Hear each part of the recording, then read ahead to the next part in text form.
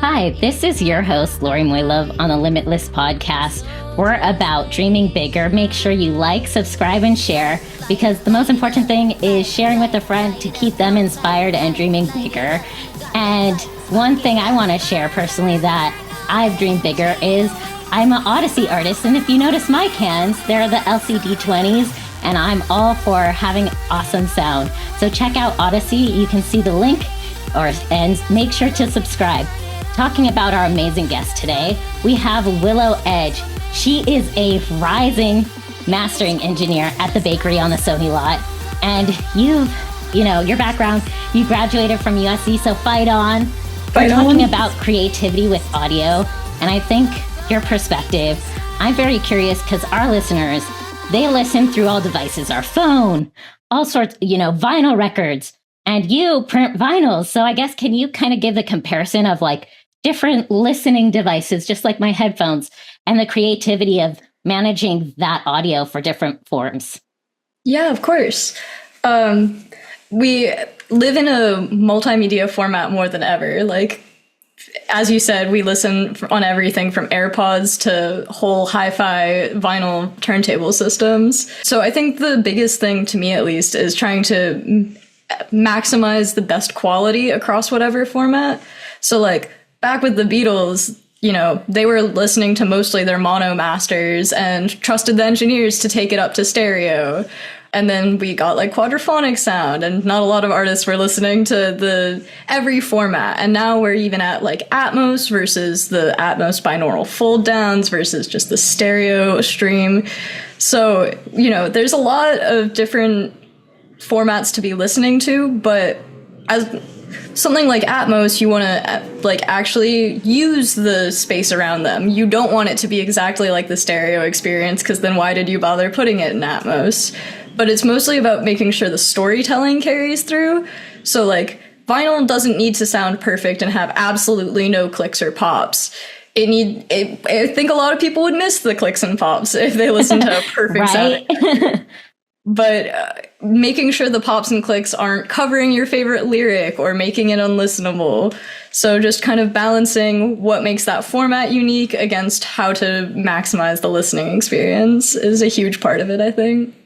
Yeah, and you're ultimately, I consider like this artist because you're kind of painting how the sound's gonna end up on multiple platforms where, maybe, as you mentioned, the Beatles, as we're listening to maybe our favorite Beatles record, and you're ultimately, as a mastering engineer, kind of painting that canvas. I guess, how do you utilize creativity when you first, like, artist comes to you and they're like, here's where my project's at, and I guess, where do you take your creativity in that process? We actually have a metaphor we like to use that's close to the painting, but we actually say the artist paints the canvas, but no painting would look right in a museum without a frame around it. Yeah. So we kind of picture it as the artists paint this beautiful picture, but we put the frame on it to make it fit in with the rest of the collection at the gallery. So making sure to highlight like what that piece wants and how a frame can present it in its best possible form, but also using that frame to create some cohesion with the other pieces in the same gallery. If that's the album, if that's, a playlist on Spotify, just, using our artistry to give it the best possible presentation and emphasize to highlight the best parts of that piece. So our job isn't to, repaint any of the painting or anything. It's about what the artist intended and what the artist created. Our job is just to kind of pay super close attention and give it the last finishing touches to make it ready for the world. Yeah, it's like, I feel like your job's adding like the sparkles already there, and then you're just like, I guess like adding all that extra glitter and sparkle to the record. And I think that's the fun of it. And I guess maybe some of our listeners, they want to get into kind of what you do. And I'm talking about like, you're actually, I think the interesting part, like, because I got to see what happens at the bakery and how these vinyls are printed and stuff like that. I guess, can you go into the creative process of that, or someone who's never seen a vinyl printed, like what that process is? Yeah, so cutting vinyl is a very fine balance of artistry and technical skills, because there is, of course, as a physical format, there are physical limitations. To sibilant an S will cut through the disc, so there's, of course, the technical side. But if you just, flat process every S out of the record, then it's going to be awful to listen to. So I think a lot of the artistry comes in figuring out how we can make it fit those physical limitations, but also ensure that it still sounds good to listen to. So one of the projects we did a while ago was the Billie Eilish record. Amazing. It was a really incredible project to be a part of.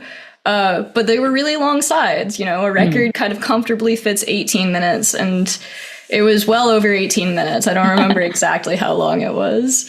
But some tracks that meant we needed to focus on monoing the bass a little bit more, and other tracks that meant we needed to cut the high end a little more. So it's about figuring out how to meet the criteria without losing the actual soul of the song. Right. And I think you're adding that extra glimmer to these artists. And I guess with your own artistry, what are some of the things that when you get a new project, let's say a new project has just come in, I guess, what are some of your, because it's really about listening, what are some of the things that you're listening for that kind of amplifies your creativity and actually gets you excited to be yes, I'm working on this? Well, it helps that I genuinely love every genre of music. Some days it'll be ska, some days it'll be polka, some days it'll be the next pop hit. And I will find so much joy in listening to all three of those pretty equally. It also, I think one of the main things I do in my process is listen for what it should sound like, not just where it is. I think it's about finding a really good reference point to go off of. So understanding where it is and then listening for where it should be going. So I recently had a track called Light Up the Sky that was fantastic and wanted to head in this very halsey direction, but needed a little more warmth and a little more blend on the vocal stacks to get there. So finding a good reference point of where you're trying to take it versus where it is a really good way to make sure you're staying on track as you're fine-tuning this other person's art. Yeah, that's true, because I think the references really help guide kind of where you're going to go and what that finished product and what we're all going to hear, right? The Billie Eilish stuff, what we're going to all hear that, and how cool is that? And sometimes that reference isn't a specific song. Sometimes that reference is more this song should feel like drinking a hot cocoa in a snowstorm. And that's not always the most tangible goal, but if when you're listening to your final master, you're this does feel like hot cocoa in a snowstorm, then you got there. I love that analogy of hot cocoa in a snowstorm. What are some of the other analogies that maybe you use in reference to when you get different songs for fun? I guess what are some of those? You said. I think one we did recently should feel like you're swing dancing in a ballroom. Even if, you're sitting in your seat, sitting still, you should feel like you're moving around, like you're flying with the horn section. Another one was we had one really good a cappella, really dark piece that was you should feel like you're crawling through the coal mines with the miners as they're singing. And it just should feel like you're in this tight, dark space, which darkness doesn't have a sound really, but you can still be kind of brought there with the right sonic profile. Yeah, that's so true. I think of, some of our favorite TV shows and films and how the music or even absence of sound can kind of create different levels, whether it's a thriller and the anxiety or the happiness. And I guess is there some aspects in mastering that kind of helps you with as you mentioned, the different analogies, helps with the vibe of what area of emotion it's going to be? Yeah, I think that's kind of some of what I was talking about with the framing. I actually studied sound design in college, not music, so like theatrical and film sound design. And I think that kind of helped build this lens on how I master, because, you know, there's no plugin that you throw on and now it's dark, or now it's, you can always throw reverb and create space, but like mastering really is a discipline that every single track will have a different answer no matter what, even through the same album. So it's about making sure you're using, one, changing your mind. If you made it a decision that doesn't fit with your vision, being willing to scrap that and start again. But also being willing to be like, oh, we got a little bit darker, but maybe we need to add also like an LA 2A for some warmth to also bring us farther down that path. Yeah. And being that you're listening all the time, now I'm curious because, you know, as a fellow listener too, like, and we're always listening to music, what do you do like creatively for yourself that helps you reset, whether that's resetting your ears or just you're working crazy hours? Some of our listeners may be working crazy production hours and stuff. What are some of the things that you do for yourself creatively to help reset? Well, ear fatigue is a real danger, especially in mastering, but in like all disciplines of audio. If you feel your ears getting lazy or tired, go take a walk. Go be in the relative quiet of the outside world. You know, our studio's in Culver City, so when you go outside, there's still plenty of traffic, sirens, helicopters. Yeah. The world is loud, but to give your ears a break from critically listening, especially, to just go enjoy what the world actually sounds like, helps ground me a lot in when I go back into the studio to give me some perspective again. You know, I also do love music and have a playlist of songs that will help reground my ear too. Recently, Squabble Up has been one of my go-tos. GMX is a fantastic album, and the low end just sounds exactly like I want my low end to sound like for something like that. So having good reference songs is another really valuable way to reground your ear, but just watch out for ear fatigue because they will not break that fatigue. Right. Yeah. And I think like even for our listeners who are creatives that maybe are overworking, maybe this is your sign to take a pause. As you mentioned, go for a walk, do something for yourself, because self-care is so important in creative spaces to find that balance, because sometimes we get really digging in and then we don't find that moment that maybe we should just give space, take a walk, and that will help actually with the work. Absolutely. You know, you can find that groove and then you can go too far down that groove that you hit a point of diminishing returns, and you're no longer making progress, you're just stuck in the groove. Yeah. And that's a perfect analogy too, because you get stuck in the groove and then you're just actually not making it better. And you're just like, then it's just getting worse. So space is just such a needed thing for our creatives. And thanks, Willow, for sharing about that. Because like, yeah, I think it's a necessary thing as a creative. And I'm curious, like with some of your creativity, what do you do outside of music? What do you do to keep your creative juices flowing? You know, you mentioned going on a hike and going outside to reset your ears, but is there other creative stuff that you do outside that also keeps the juices flowing that maybe aren't related to music? Yeah, I am a big fan of visual art. I also was a dancer for a while and loved dance, though that's still pretty on the music wave. Mm-hmm. But, you know, the physical kinesthetic feeling of dancing to music is a different emotional experience. I feel like it's not quite as a listener, it's definitely not as an engineer, but a different type of artistry from you get to work with the artist that's singing in a way that engineers don't, because you're creating something new on top of their creation instead of helping create their creation. Mm-hmm. I also do really like doing visual art. We actually have a wood shop that we've been working on building up. Oh, cool. And sometimes it's nice to just throw on a podcast and spend 2 hours sanding a block of wood, and a little bit of a meditative state just to allow yourself to think about things that aren't music for a little bit too. Right. Yeah. Because it's balance and finding that balance. And that's so important as a creative of like giving yourself the space, go outside, walk, or do another hobby or something that maybe isn't as connected, because that will actually help influence the other. You know, you may be like shaping the wood and then all of a sudden an idea comes and you're like, okay, when I get back to, the record, I'm going to actually integrate that because I found that answer while I was doing something else.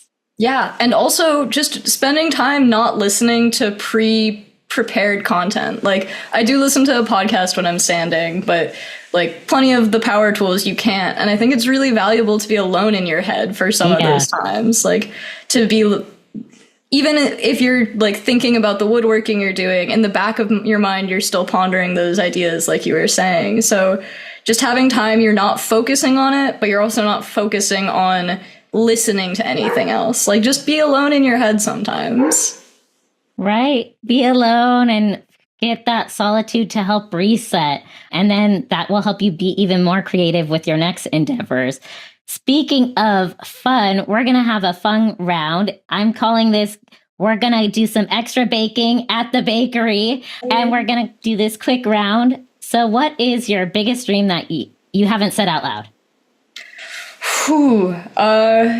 Probably to get a Grammy one day. Yeah. Oh, it's happening. It's already like that's probably like next year Grammys, I'm telling you. We'll see, but hopefully one day. Yeah, it's in the works. What about one word for your creative superpower? Ooh, perspective. I like that. What about delusional or visionary? Both. Right? You kind of have to do both. One and the same. Tyler, the Creator, has a great quote that's like, I'm crazy, but that's why I'm also successful. You just need to build a team of people around you that trust you're crazy. Right? I agree with that. And then what about a celebrity you'd love to manifest as a collab tomorrow? Honestly, Dan Povenmire, the creator of Phineas and Ferb, would be the coolest ever. That would be. Well, who knows? Maybe call the bakery tomorrow. Anything can happen over here. Our doors are open to anyone at all times, but Dan Povenmire will get the VIP treatment. Right? Okay, what about your most dangerous distraction? My cat. Right. He is a needy cat, and he will totally come take all of my time if I let him. I feel you on that. I have a dog, so I'm like, our pets and animals, they like attention. But I love giving them attention too. And then what about a song that you instantly puts you in creator mode? Ooh. Pursuit of Happiness by Kid Cudi, I think. Ooh, okay. It made its way back into my rotation recently. I know it's very 2010s, but it's pretty inspiring to me. Yeah. Oh my gosh, we'll have to add that in the playlist. Like when we share your episode, we'll make sure to add a link so that our listeners can listen to put it back into rotation. Yes. And then what about what's more important, talent or obsession? Talent. I think the grind set has definitely created some toxic ideas about how valuable obsession can be. You know, the greatest athletes in the world, frankly, I think have a very unhealthy relationship with their sports often. If you look at F1 drivers, how it's above all else, above their health, above their family. And, you know, very talented and very skilled people, but you're guaranteed, I think, to burn yourself out if you obsess. You need to find a healthy balance between your passion, your love, your obsession, and your talent and your skills. Yeah, I agree with that, because we need, as creatives, we can obsess and have fun and create, but we gotta have the balance, because that brings better creativity up front, because if otherwise you're just exhausted, you have no energy. Yeah, so I agree. Yeah, what about the last thing you the last thing, I guess, that gave you creative goosebumps. Don't tell me it was the Billie Eilish. No, that was too long ago. Last thing that gave me creative goosebumps, honestly, was probably this past weekend. I went to a concert, like 7-hour show, I think, in a warehouse. Wow, and what? It was 7 hours? Yeah, Amazing. 3 DJs, but oh, that's so cool. It was a warehouse, and there were stickers on phones. No one was allowed to be on phones, especially on the dance floor. I love that. And the people I met and the creative energies in the room, and the artist had a couple moments where he really connected with all of us at once, gave me crazy creative goosebumps. It was like, we are all here in this moment together, creating together, even though I DJ love is that. doing a lot of the creation. Right? That's so amazing. I'm so really happy you had that experience. Shout out Salute. Great show. Amazing. And then what about one habit that changed your life? Ooh. One habit that changed my life. Probably consistently getting sleep. I think one habit that changed my life was definitely getting sleep on a regular basis. Actually, like, prioritizing getting at least 6 hours, ideally 8 hours. But being like, whatever I'm working on will be better if I wait till tomorrow to keep working on it. I will be a better person to the people in my life, to myself, and better at the things I do if I get real sleep. We all actually need sleep. I agree with that, Willow. I'm like, high five, team sleep, team sleep. Team sleep. Absolutely. You come and bring yourself better to the world when you have a good amount of sleep instead of the lack of sleep, because you're out groggy, and no matter how many cups of coffee or matcha or tea you have, it kills your vibe. Exactly. And I think that's another way the grind set culture has damaged the entertainment industry. There is no valor in staying up 48 hours doing carpentry. You're endangering yourself using power tools at that point. Yeah, you're right. And that culture is something that we got to shift, because we need to take care of ourselves, especially as creatives. And our listeners, like, if anything you gain from Willow is like, just, find that balance, because you can't present yourself as a better human to whatever work circumstance or creativity if you're not having the right amount of sleep. And I guess Absolutely. like taking those pauses and walks to reset yourself when you're getting too obsessed with maybe something, you got to take your step away. So yeah, it creates Absolutely. a better product. 100% it creates a better product. I think there's a lot of conversation about like learning to say no, which is also really important, but you can say yes to a lot more things when you take care of yourself. Yeah, really true. Because if you're good, you can say yes to the things, but if you're not keeping yourself good, it's going to be no to a lot. So yeah, Exactly. This is a great reminder for our listeners, take that time, take care of yourself, right? Put on your own oxygen mask first.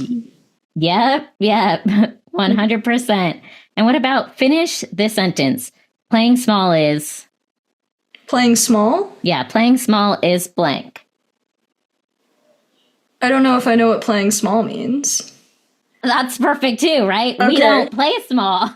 Yeah. Right? Playing small is not in the program. In the vocabulary No at all. way. Go big or go home. Exactly. We're about dreaming bigger over here. And speaking of dreaming bigger, I always ask each of my guests one word that kind of connects them to creativity and dreaming bigger. What would that one word be for you, Willow? I think that would have to be collaboration. Yeah. Art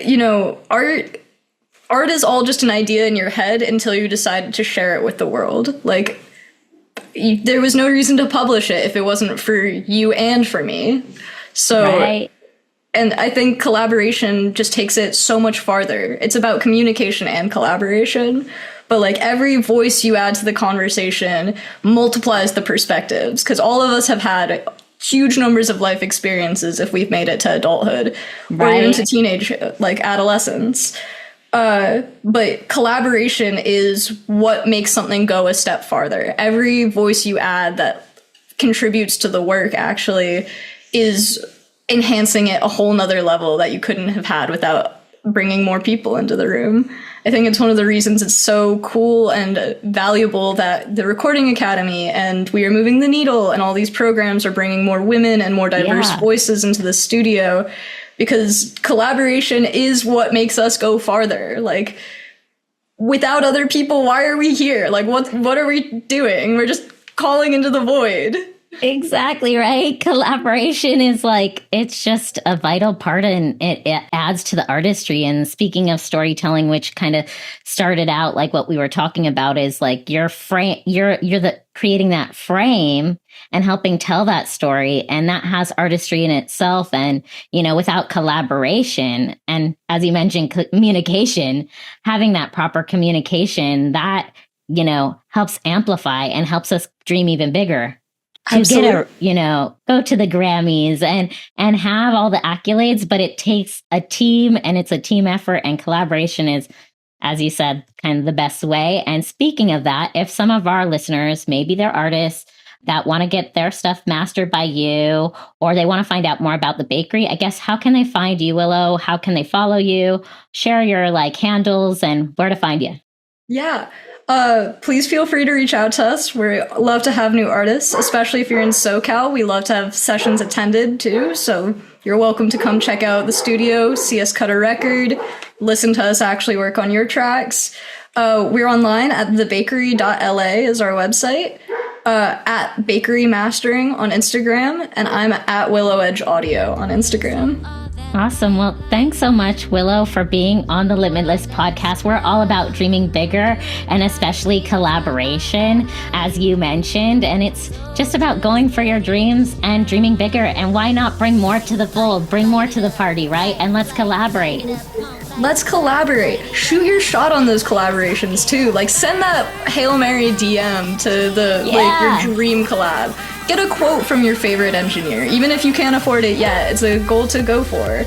You know, apply for that scholarship. Even if you get rejected, you applied. Like, shoot for your collaborations, shoot for the stars, and you'll get somewhere at least. Right? Dream bigger, go after it, and just shoot your shot and have fun doing it and collaborate. Thanks so much, Willow. Thank you so much, Lori. It's been a pleasure. Awesome.